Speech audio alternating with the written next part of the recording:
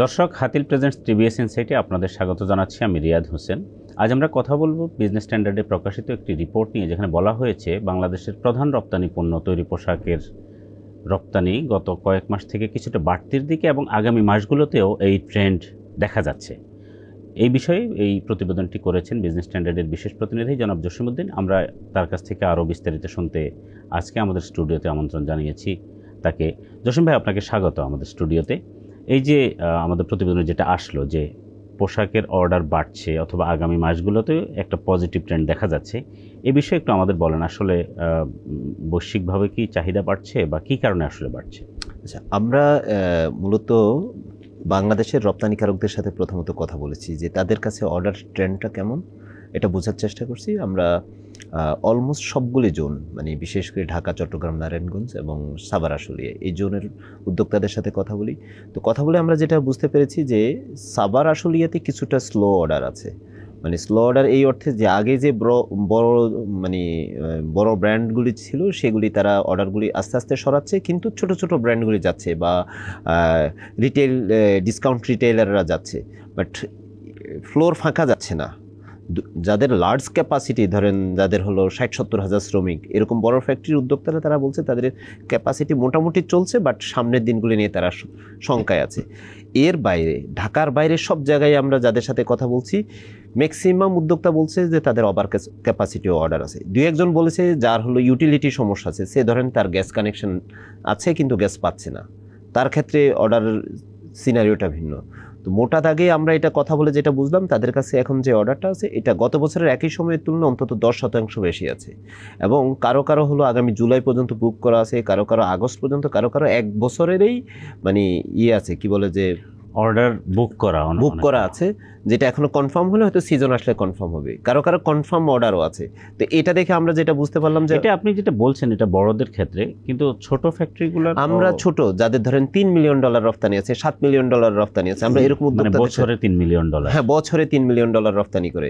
যেমন আমরা আশুলিয়ার একটা কারখানা আছে যে এটা বছরে $7 মিলিয়ন রপ্তানি করে। আমরা তাদের সাথে কথা বললাম, তারা বললো যে তাদের এই আশুলিয়া শ্রমিক আনরেস্টের সময় গত বছর আপনি জানেন যে তাদের হলো প্রায় 27 দিনের মতো ওদের অর্ডার ডিসরাপশন হয়েছে, প্রোডাকশন ডিসরাপশন হয়েছে, বাট এখন তারা ফুল ক্যাপাসিটিতে চলছে। তো আমি বললাম ভাই এইখানে তো এই জন্য আমরা যেটা জানি বড় রিটেইলার আছে, যেমন আমাদের সাথে একজন উদ্যোক্তা কথা বলছি, ইন্ডিটেক্স তারকে ছেড়ে চলে গেছে 6 মাসের মধ্যে চলে যাওয়ার কারণে তার হলো 6 মাসের মতো প্রায় ফাঁকা ছিল, এখন সে 80% ক্যাপাসিটিতে আছে, আগামী মাস থেকে তার 100% ক্যাপাসিটিতে সে চালাতে পারবে। বাট সে একবারে নাম মেনশন করে ইন্ডিটেক্সের কথা বলছে যে ইন্ডিটেক্স কোনো ধরনের নোটিশ ছাড়া তাকে ছেড়ে চলে গেছে।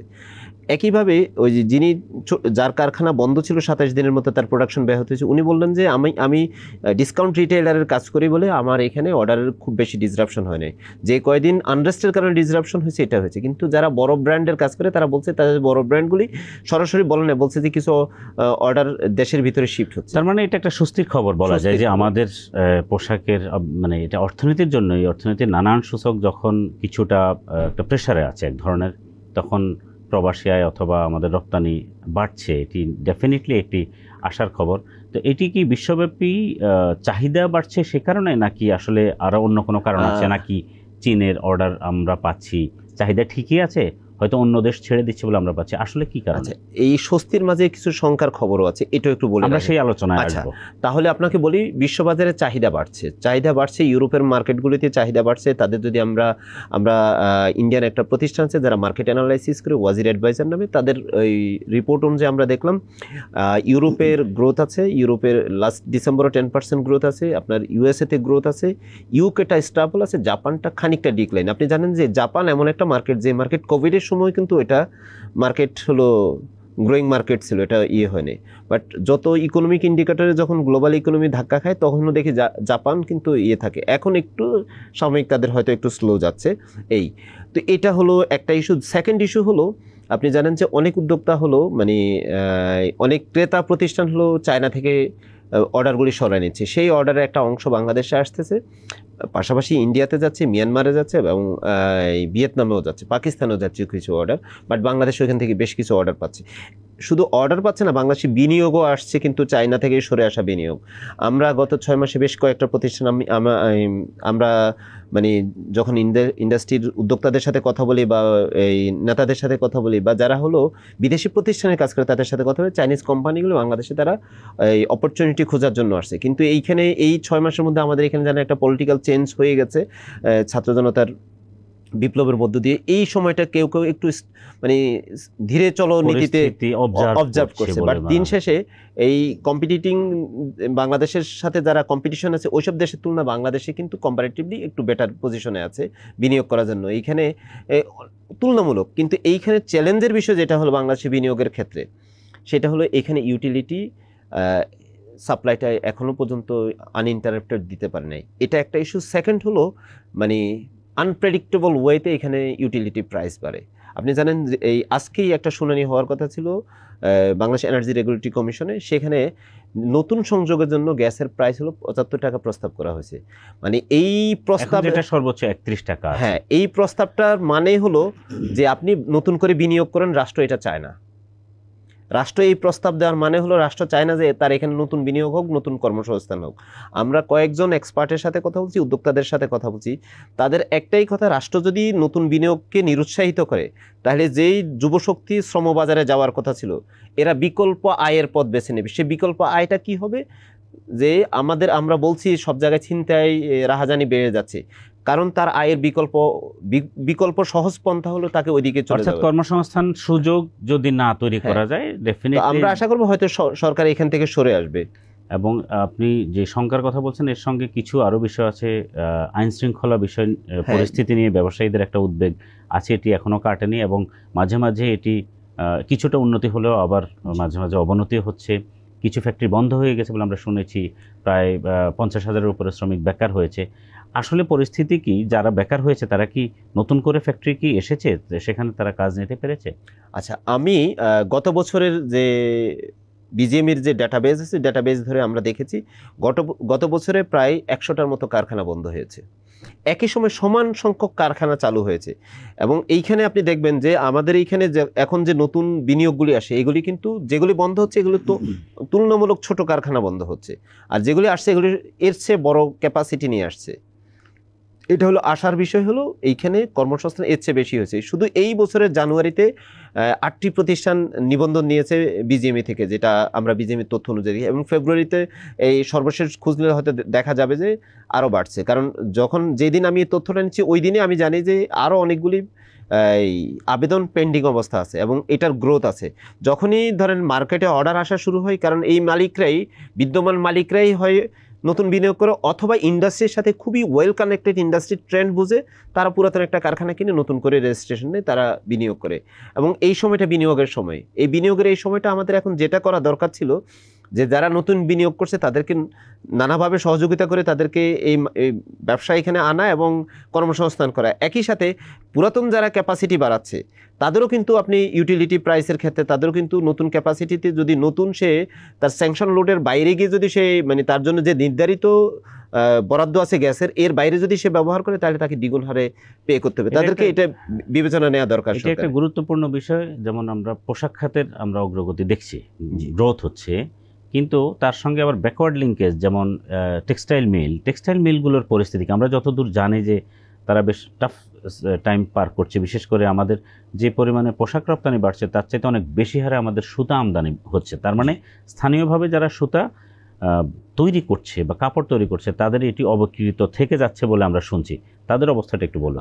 আমরা এই সপ্তাহে আমরা এই টেক্সটাইল মিল অ্যাসোসিয়েশনের একটা সংবাদ সম্মেলন ছিলাম, সেখানে তাদের প্রেসিডেন্ট বলছে প্রায় 10,000 কোটি টাকার সুতা অবিকৃত রয়ে গেছে।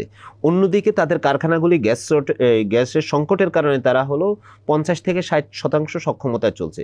বাংলাদেশের প্রেক্ষাপটে একটি টেক্সটাইল মিল অথবা একটি গার্মেন্টস কারখানা, তৈরি পোশাক কারখানা 80% কম সক্ষমতা নিয়ে চলা মানে সে ব্রেক ইভেন কস্টে আসতে পারে না, মানে তার যে অপারেশনাল কস্ট আছে সেটি উঠে আসতে পারে। তার মানে সে তার খেয়ে ফেলতে হচ্ছে তাকে, অথবা ব্যাংকের লোন করে তাকে চলতে হচ্ছে। তো আমাদের সবগুলি টেক্সটাইল মিলে কম বেশি এই দুই একটা এক্সেপশনাল থাকতে পারে। আমরা দেখছি ক্যাপিটাল মার্কেটের এই কোম্পানিগুলির ডিসক্লোজার দেখছি দুই একটার অবস্থা খুবই ভালো, তাদের কিন্তু গ্যাসের শর্টেজ নেই, আমরা খোঁজ নিয়ে যেটা জানলাম। যাদের যে জোনগুলিতে গ্যাসের সংকট আছে সেই জোনগুলির অবস্থা এরকম হলো, তারা অন অ্যান অ্যাভারেজে 50 থেকে 60% সক্ষমতায় চলছে। অন্যদিকে যদি আপনি সুতা আমদানির কথা বলেন, সুতা আমদানির গত বছরে 2024 সালের গ্রোথ হলো প্রায় 40%, 39%-এর বেশি। আমাদের পোশাক রপ্তানি এত বেশি হারে না, আমাদের পোশাক রপ্তানির গ্রোথ হবে হয়তো আপনার যদি ফিসক্যাল ইয়ার ক্যালেন্ডার ইয়ার ধরেন 10% হতে পারে। একই সাথে শুধু একটা বড় বাজার মানে সুতা আমদানির আমাদের সবচেয়ে বড় ডেস্টিনেশন হলো ভারত। ভারতের এই বাংলাদেশের মার্কেটে গ্রোথ আছে প্রায় 40%, মানে টোটাল আমদানির 40%-এর মতো গ্রোথ, ভারতেরও 40%-এর মতো গ্রোথ এই বাংলাদেশের বাজারে। এই ক্ষেত্রে বাংলাদেশের মিল মালিকরা যে আবেদনটা জানিয়েছেন এবং তারা যে অভিযোগটা করেছেন, তারা বলছেন যে ভারত তাদের বাজারে তাদের মিলারদের জন্য যেই সুতা $3 বিক্রি করছে, বাংলাদেশে এর চেয়ে কম দামে বিক্রি করছে। তার মানে তাদের অভিযোগ হলো, তারা সরাসরি অভিযোগ করছে যে WTO রুলস অনুযায়ী কেউ যদি স্থানীয় বাজারে তার যেই দামে বিক্রি করে এর চেয়ে কম দামে বিক্রি করা হয় অন্য বাজারে রপ্তানি মার্কেটে, এটাকে ডাম্পিং বলা হয়। তো তারা এন্টি ডাম্পিংয়ের ডিউটি আরোপের জন্য সরকারের কাছে এটা আবেদন করছে, বলছে এটা যেন প্রসেসটা চালু করে ভারতের থেকে সুতা কাপড় আমদানির উপর এন্টি ডাম্পিং ডিউটি বসানো যায়। একই সাথে স্থলবন্দর দিয়ে তারা বলছেন যে মিস ডিক্লারেশন হয়। আপনি জানেন যে আমাদের সুতা আমদানির ক্ষেত্রে এলসিগুলি পার্শিয়াল এলসি হয়ে থাকে। আপনি 10 টনের আবেদন এলসি খুলে 5 বারে আনবেন। তো ওনাদের মিল মালিকদের একটা অভিযোগ হলো যে 2 টনের জন্য একটা ট্রাক বেনাপোল থেকে ঢাকায় নিয়ে আসা এটা কোনোভাবেই বিজনেস কেস হতে পারে না। মানে আপনি 10 টন যদি 5 বার করে আনেন, যে এটা যে ট্রান্সপোর্টেশন কস্ট, এটা দিয়ে আপনার ওই পার্শিয়াল ইম্পোর্টের সুযোগ নিয়ে তারা আসলে ওই 10 টনের জায়গায় 10 টনের যদি এলসি খোলে তারা আসলে 50 টন নিয়ে আসে কোনো ক্ষেত্রে এই অভিযোগটা আছে। এই বিষয়টা এবং যেই কাউন্টের সুতার কথা বলছে সে ধরেন 36 কাউন্টের কথা বলে 80 কাউন্টের সুতা আনছে। এই আমরা যেটা জানি যে আমাদের যে স্থলবন্দরগুলি আছে, সুতার কাউন্ট সুতার নির্ধারণ করার যে যাচাই করার যে যন্ত্র, সেই যন্ত্রটা নেই। এটা প্রায় কোটি টাকার দাম, এটা আমাদের এখনো ইনস্টল করা হয়নি। এই জন্য তারা সমুদ্র বন্দর দিয়ে আনার জন্য আমাদের স্থলবন্দরের সক্ষমতার ঘাটতি আছে, কাস্টমস ডিপার্টমেন্টের সক্ষমতার ঘাটতি আছে। সেই কারণে এই সুযোগটা অনেক যারা মিসইউজ করে তারা এইভাবে এটা নিয়ে আসে, যার কারণে দেশীয় শিল্প ক্ষতিগ্রস্ত হচ্ছে। সরকারের এই বিষয়েও গুরুত্ব দেওয়া উচিত। একই সঙ্গে আপনি খুব গুরুত্বপূর্ণ একটি ইস্যু এনেছেন যে বিনিয়োগকে উৎসাহিত করা নতুন, কিন্তু সরকার যেই পথে এখন সরকারের যে প্রতিষ্ঠানগুলো যে পথে এখন হাঁটতে চাচ্ছে, সেটি বিনিয়োগকে হয়তো উৎসাহিত নাও করতে পারবে। এটি খুব গুরুত্বপূর্ণ একটি বিষয়। আপনাকে ধন্যবাদ আমাদের এই আলোচনায় যুক্ত হওয়ার জন্য। প্রিয় দর্শক, এই ছিল হাতিল প্রেজেন্টস টিবিএস ইনসাইটে আমাদের আজকের আয়োজন। আমাদের অনুষ্ঠান যদি ভালো লাগে তাহলে লাইক, কমেন্ট, শেয়ার করবেন। টিবিএস এর সঙ্গেই থাকুন। আপনাদের ধন্যবাদ।